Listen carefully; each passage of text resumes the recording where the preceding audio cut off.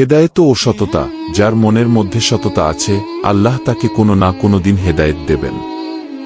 Drug addicted বা বিপদকামী মানুষও আল্লাহর কথা শুনতে শুনতে বদলে যেতে পারে। আল্লাহর ভয় ও ক্ষমা।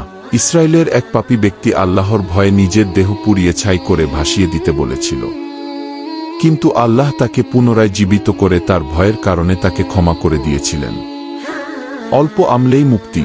একজন ব্যভিচারিণী নারী তৃষ্ণার্ত কুকুরকে পানি পান করানোর কারণে জান্নাত লাভ করেছেন। আবার এক নারী একটি বিড়ালকে কষ্ট দেওয়ার কারণে জাহান্নামে গিয়েছেন। তাই পশুপাখি সহ সব সৃষ্টির প্রতি দয়া করা উচিত। ইবলিশের ষড়যন্ত্র ও নগ্নতা। ইবলিশ জান্নাতে আমাদের পিতামাতার কাপড় খুলিয়ে দিয়েছিল। আজও সমাজে অশ্লীলতা এবং বেপর্দা সংস্কৃতি প্রমোট করার মাধ্যমে শয়তানের সেই মিশন চলছে। স্বাধীনতার ভুল ধারণা। মহাবিশ্বের কেউ স্বাধীন নয়, সবাই আল্লাহর দাসত্বের অধীনে। যারা নফসের গোলামি করে তারা মনে করে তারা স্বাধীন, আসলে তারা পরাধীন। জ্ঞানের গুরুত্ব।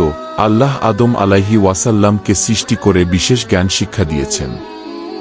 এই ওহির জ্ঞানই হল মানুষের সবচেয়ে বড় সম্মান। সম্মান পেতে হলে ওহির জ্ঞানের চর্চায় ফিরে আসতে হবে। বিপদ আপদ ও মুমিনের উপর বিপদ আসলে তা তার গুনাহ মাফের কারণ হয় এবং তাকে আল্লাহর দিকে ফিরিয়ে আনে। কিন্তু কাফেররা বিপদ আসার কারণ বুঝতে পারে না। আল্লাহর রহমতের নিদর্শন। ইউসুফ আলাইহি ওয়াসাল্লাম কে কুয়া থেকে রাজপ্রাসাদে নেওয়া, মুসা আলাইহি ওয়াসাল্লামকে ফেরাউনের হাত থেকে বাঁচানো এবং আইয়ুব আলাইহি ওয়াসাল্লাম কে কঠিন রোগ থেকে মুক্তি দেওয়া, এসবই আল্লাহর অসীম রহমতের প্রমাণ। আধুনিক ও ধর্মীয় শিক্ষার সমন্বয়। আমাদের ওহির জ্ঞানের পাশাপাশি আধুনিক শিক্ষায় বিজ্ঞান, গণিত, প্রযুক্তি শিক্ষিত হতে হবে। এই দুই জ্ঞানের সমন্বয় ঘটাতে পারলে মুসলিম উম্মাহ আবার বিশ্বকে নেতৃত্ব দিতে পারবে।